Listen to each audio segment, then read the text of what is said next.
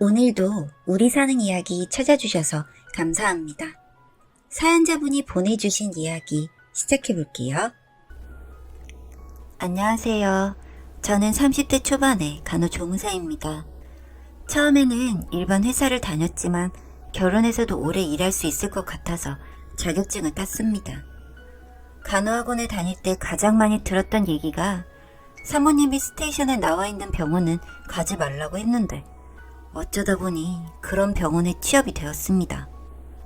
전 미혼이고 나이에 비해서 동안이라 면접은 잘 붙었는데 그 자리에도 사모님이 나와 계셨습니다. 원장님과는 공중보건의 시절에 연애로 만나신 거라고 했는데 본가의 반대가 매우 심하셨다고 했었어요. 그도 그럴 것이 인물도 그렇고 학벌도 별로고 혼전 임신으로 결혼한 케이스라 어딜 가도 환영받을 만한 신부감은 아니었죠. 저를 포함해서 간호사 3명이 있었는데 저 말고는 계속 바뀌게 되었어요. 결혼해서 그만두거나 이사를 해서 퇴직하는 경우 뭐 여러 가지가 있었지만 사모님의 간섭이 싫어서 나가는 이유가 더 컸다고 해요. 전 사모님이 마음에 들진 않았어도 제가 모시는 원장님의 아내니까 기본적인 존중은 해주고 제 할 일은 잘 하고 있었습니다. 진료과가 이비인후과라서 주로 노인이나 어린아이 할 것 없이 연령대도 골고루 있어서 특별히 어렵거나 하진 않았죠. 선임자들이 퇴직하면서 제게 알려준 비밀은 사모님이 발작할 때 같이 흥분하지 말고 맞대응하지 말란 거였어요. 보기에 자격지심이나 피해의식이 있어 보이긴 했지만 여지를 주지 않았기에 별 문제는 없었어요. 그런데 사건이 크게 터지고 말았죠. 사모님이 개인적인 약속이 있어서 저와 원장님 둘만 식사를 같이 한 적이 있었어요. 그것도 우연이었고 같은 건물 아래 칼국수집에서 한 그릇씩 먹은 건데 다음날 난리가 난 거죠. 어떻게 단둘이 식사를 할 수 있냐고 말이죠. 원래는 두 분이 드시고 전 도시락을 먹었는데 그날따라 늦게 일어나서 그냥 나온 건데 원장님도 혼자 드시기 뭐하다고 같이 먹은 게 화근이 된 겁니다. 다음날 제게 앞으로 도시락 없어도 같이 먹지 말라면서 소리를 지르는데 나중에 원장님이 미안하다고 문자 메시지를 보낸 게 더 큰 화를 불렀습니다.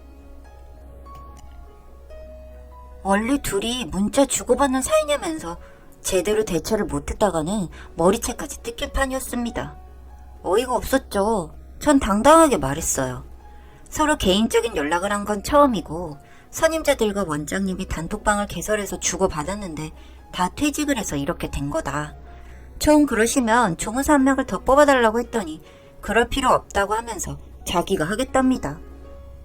의기양양하더니 환자가 진료비 낸 걸 잘못 계산했다고 저더러 좀 해달라는 겁니다.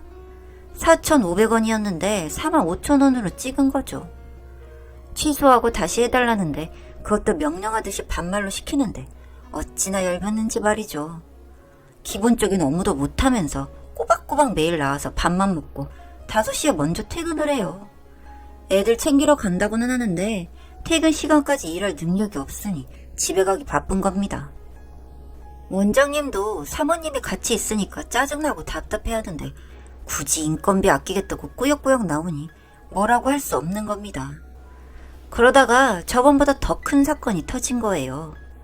예전 시골 고등학교를 다닐 때 학폭으로 껌 좀 씹었던 과거가 드러난 겁니다.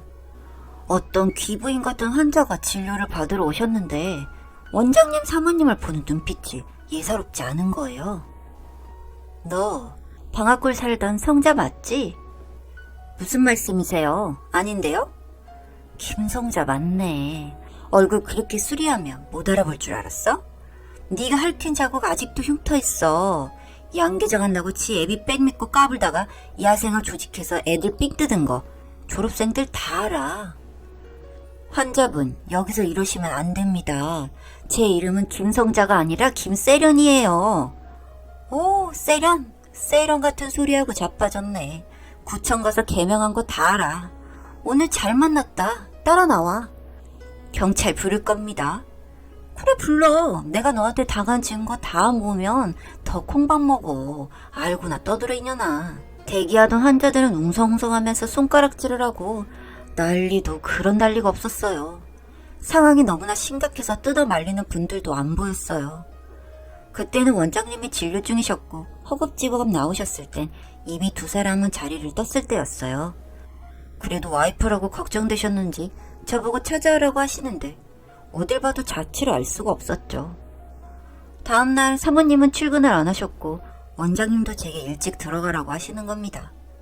차마 왜냐고 물을 수가 없었죠.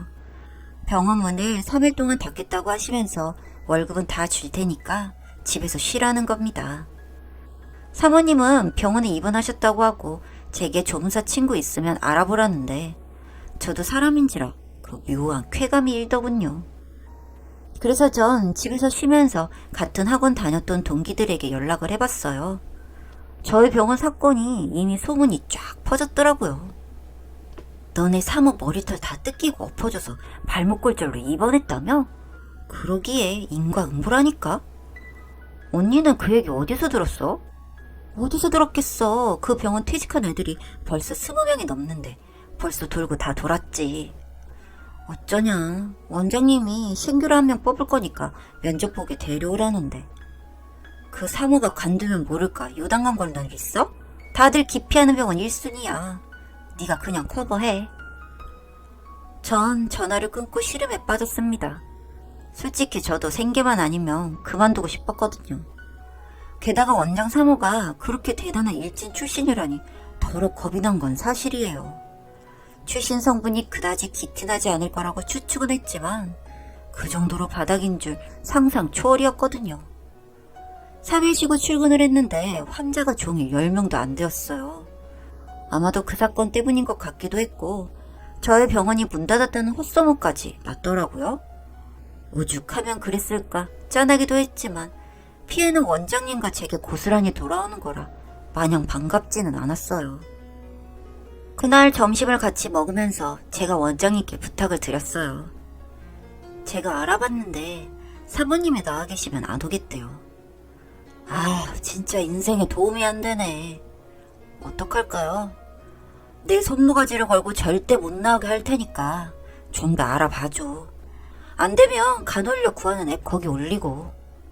네, 그럴게요. 저희는 결국 간헐적 구하는 곳에서 사람을 어렵게 채용했어요. 저보다 3살 어리고 처음 일하는 조무사였어요. 제가 가르칠 것은 많았지만 순한 편이었고 일머리도 나쁘지 않은 친구였어요. 그리고 얼굴도 예쁘고 날씬한 외모가 호감형이었죠. 전 그 직원과 둘이서 점심을 먹고 퇴근 후에 쇼핑도 다니면서 친해졌어요. 원장 사모님은 망가진 얼굴을 수선받느라 성형외과 피부과를 부지런히 다니고 있다는 것을 알고 있었고 설마 다시 출근할 거라고는 전혀 의심하지 않았어요. 그 수모를 당하고 다시 나온다면 철면피가 아닌 이상 절대 그럴 수가 없다고 생각했거든요. 신규 직원이 나온 지 한 달이 된 시점에 믿을 수 없는 일이 일어났어요. 원장 사모가 또 기어이 출근을 한 거예요. 원장님이 이혼도 불사하겠다고 했는데 그래도 나온 거랍니다. 어쩐지 원장님 표정이 아침부터 죽상이더라고요.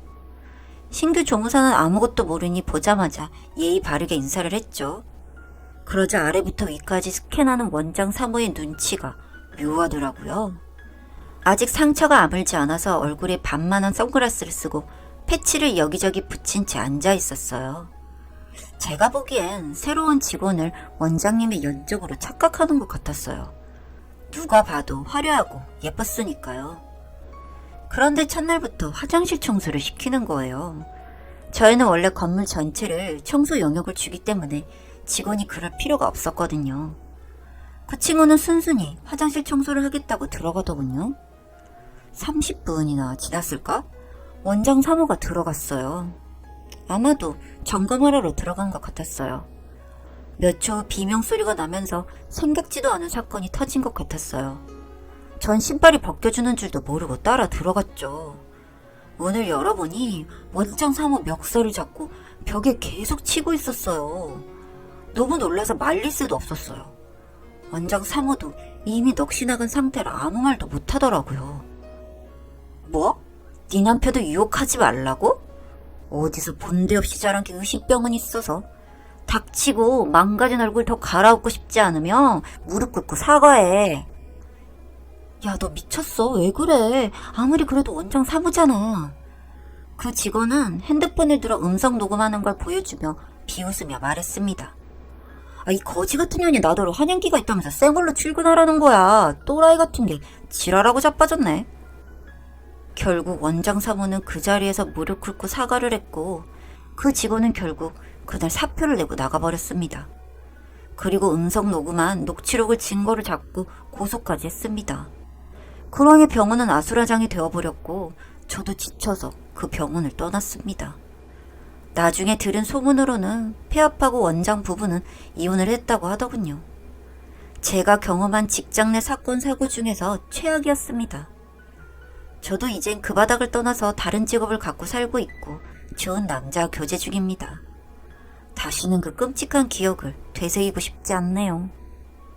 긴 글 읽어주셔서 감사드립니다.